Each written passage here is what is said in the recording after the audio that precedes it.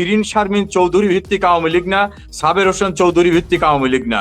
আওয়ামী লীগের মৌলিক একটা স্ট্রাকচার আছে, সেই স্ট্রাকচার হচ্ছে আওয়ামী লীগের আইডিওলজি, যেটা নিশ্চয় একটা সাংগঠনিক ভিত্তি থাকে এবং আওয়ামী লীগের একটা সিদ্ধান্ত হওয়ার ফোরাম আছে।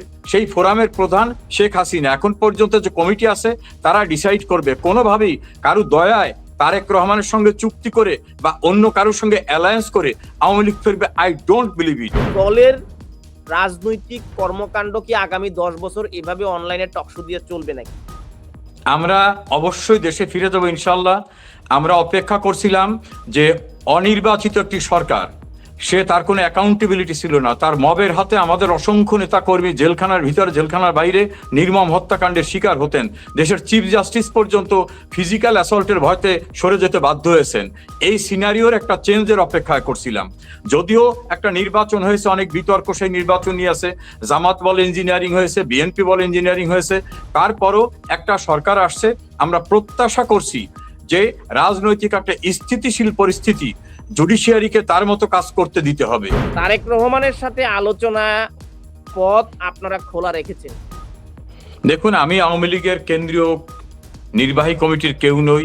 কেন্দ্রীয় লেভেলের কি সিদ্ধান্ত এই বিষয়ে আমার মন্তব্য করার মতো অবস্থা নাই। তবে এতটুকু বলতে পারি, স্বাভাবিক গতিতে যদি দেশের রাজনীতিকে চলতে দেওয়া হয়, গণতান্ত্রিক প্রক্রিয়াকে যদি বদ্ধ করে রাখা হয়, তাহলে কিন্তু একটা বিস্ফোরণ ঘটে। আওয়ামী লীগ কোনোভাবেই রক্তপাত চায় না, সন্ত্রাস চায় না। সে কারণেই আওয়ামী লীগ কঠোর অবস্থা না নিয়ে কিন্তু মাননীয় প্রধানমন্ত্রী তিনি সরে আসছেন। ফলে আমার বিশ্বাস একটা স্থিতিশীল পরিস্থিতি আসবে।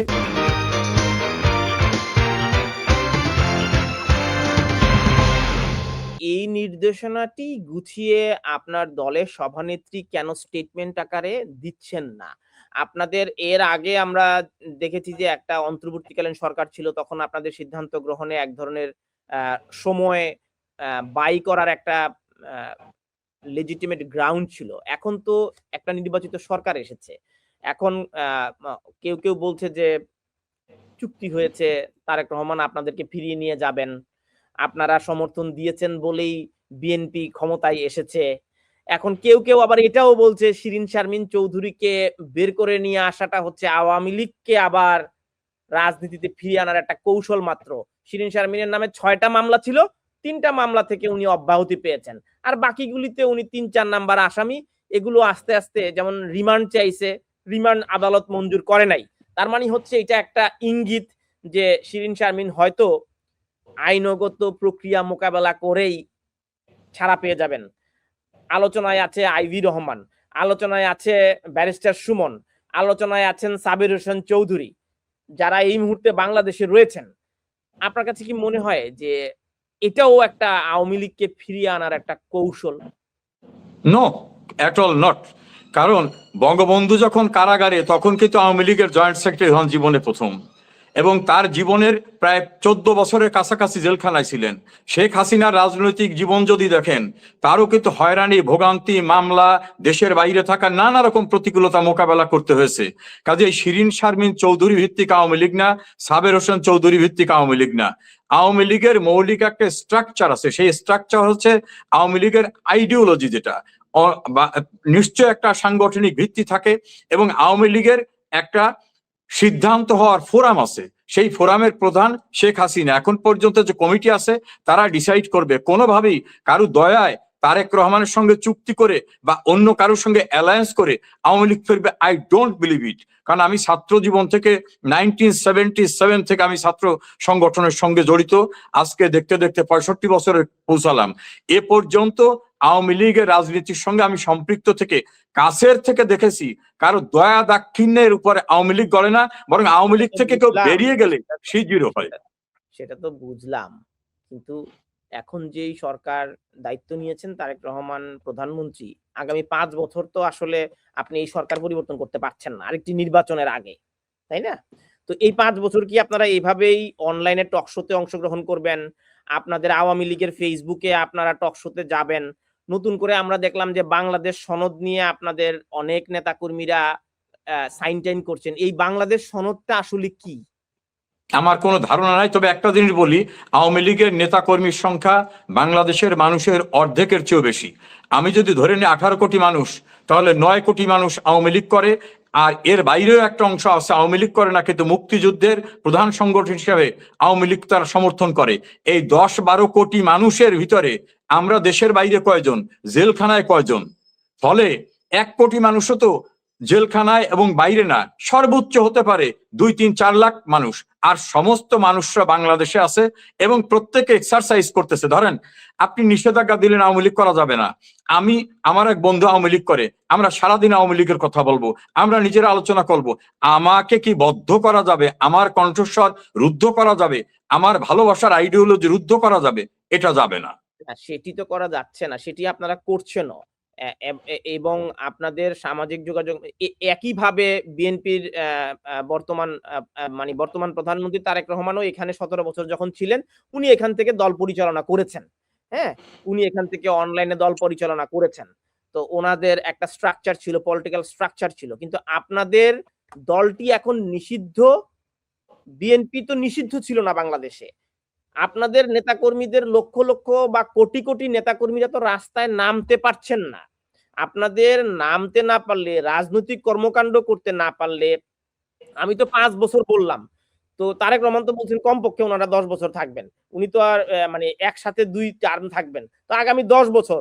এখন 10 বছরে আমি বাঁচবো কি টকশো করব, আপনি বাঁচবেন নাকি আর কেউ বেঁচে থাকবে কিনা সিনিয়র নেতারা, সেটার কোনো সম্ভাবনা নাই। তাহলে আপনার দলের রাজনৈতিক কর্মকাণ্ড কি আগামী 10 বছর এভাবে অনলাইনে টকশো দিয়ে চলবে নাকি? আমরা অবশ্যই দেশে ফিরে যাবো ইনশাল্লাহ। আমরা অপেক্ষা করছিলাম যে অনির্বাচিত একটি সরকার, সে তার কোনো অ্যাকাউন্টেবিলিটি ছিল না, তার মবের হাতে আমাদের অসংখ্য নেতা কর্মী জেলখানার ভিতরে জেলখানার বাইরে নির্মম হত্যাকাণ্ডের শিকার হতেন।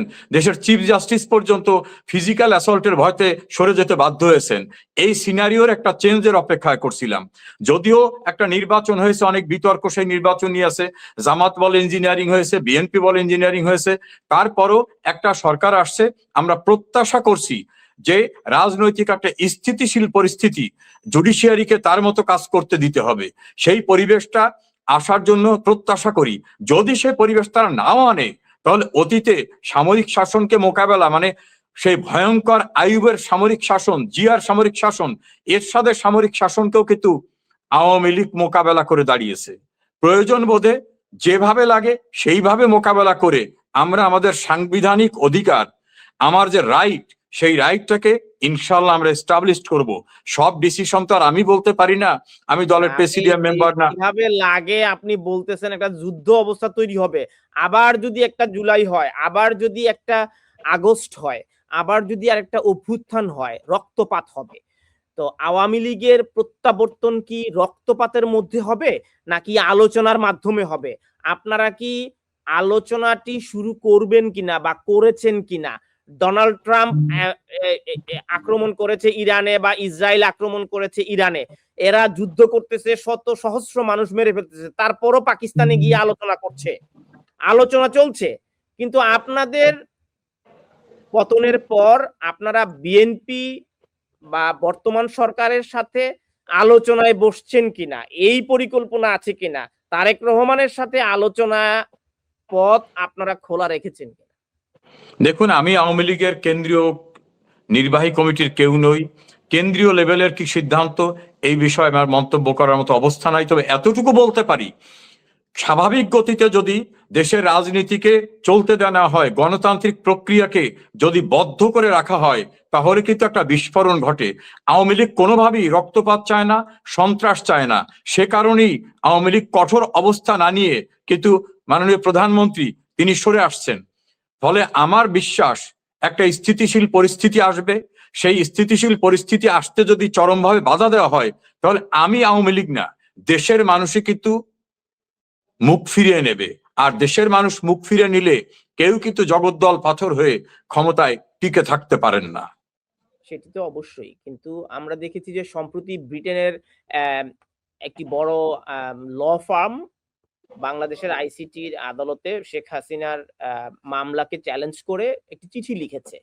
তো এখন আপনার দলটি, আপনি কিছু হইলে বলেন আমি দলের কেউ না, আপনি একজন সাবেক মন্ত্রী, আপনি কেউ না কেন, আপনি চিঠি লিখে প্রতিবাদ করেছেন এই সংসদে এই বিলটি পাশ হয়েছে, আপনার দল থেকে কি কোনো আনুষ্ঠানিক চিঠি গেছে দিয়েছে না, আমার দল থেকে সংসদে? আনুষ্ঠানিকভাবে প্রতিক্রিয়া ব্যক্ত করেছে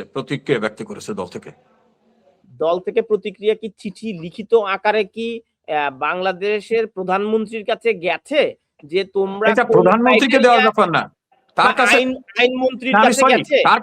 তার কাছে কেন যাবে? কার যারা কাছে আমার যাবে? দলকে নিষিদ্ধ করছে ফেসবুকে তার আপনি কাছে লিখে কিসের দিলেন, চিঠি পাঠাবো? আওয়ামী লীগের নো ওয়েব নো পেজে লিখে দিলে হবে? না, তার কাছে আমি কিসের চিঠি পাঠাবো? তারা যে অন্যায় কাজ করেছে, অবৈধ কাজ করেছে, অসাংবিধানিক কাজ করেছে, গায়ের জোরে কাজ করেছে, সেই প্রতিক্রিয়া ব্যক্ত করে বাংলার মানুষকে রুখে দাঁড়াবার আহ্বান জানিয়ে আওয়ামী লীগ প্রতিক্রিয়া ব্যক্ত করেছে। যিনি আমার দল নিষিদ্ধ করলেন তারা আমি চিঠি দিয়ে বলবো তারেক সাহেব আপনি দয়া করে আমাদেরকে এই কাজটি করেন না? অবশ্যই না। আওয়ামী লীগ তো দয়ার দল না। আওয়ামী লীগ সাধারণ মানুষকে জানিয়েছে যে আমার রাইট কিভাবে কার্টেল করা হচ্ছে। আমি হচ্ছে সেই প্রতিষ্ঠান, যে প্রতিষ্ঠানের নেতৃত্বে যে স্বাধীন হয়েছে, যে প্রতিষ্ঠানের নেতৃত্বে যুদ্ধে এই বর্তমান প্রধানমন্ত্রী বাবা যুদ্ধ করেছে। দুটি ভিন্ন প্রক্রিয়া। একটি হচ্ছে আপনার বিরুদ্ধে অন্যায় হচ্ছে, আপনার দলের বিরুদ্ধে অন্যায় হচ্ছে, গণতন্ত্র চর্চা ব্যাহত হচ্ছে, আপনি একটা পাবলিক অপিনিয়নের জন্য এটি জানালেন পাবলিককে, সেটি একটি প্রক্রিয়া। অবশ্যই রাজনীতিবিদ হিসাবে আপনি জনমত তৈরি করবেন আপনার এই বৈষম্যের বিরুদ্ধে, যেটি জুলাই অভ্যুত্থানে হয়েছে। কিন্তু যারা এই সিদ্ধান্তটি নিচ্ছে তাদেরকে আপনারা লিখিতভাবে জানাতে আগ্রহী না। এ বিষয়ে আমি মন্তব্য করতে পারি না, কারণ এটা পলিসি ডিসিশন। তানভীর, আপনি খুবই ট্যালেন্টেড একজন মানুষ, পলিসি ডিসিশন আমি বলার অথরিটি না। আমরা অনুষ্ঠানটি শেষ করব। এই অথরিটিটা আপনাদের কবে তৈরি হবে? অথরিটি আছে না, অথরিটি এখনো আছে। প্রধানমন্ত্রী শেখ হাসিনা আমাদের দলের প্রধান, তার নেতৃত্বে আমাদের কার্যকরী কমিটি আছেন, তারা ডিসিশন নেবেন কখন কি করতে হবে না হবে। আমি দলের একজন কর্মী হিসাবে অবশ্যই আমার দলের প্রতি আমার লয়ালিটি আছে। তারা যে সিদ্ধান্ত দেবেন সেই সিদ্ধান্তকে ইমপ্লিমেন্ট করা, এক্সারসাইজ করা, ওবে করা আমার দায়িত্ব।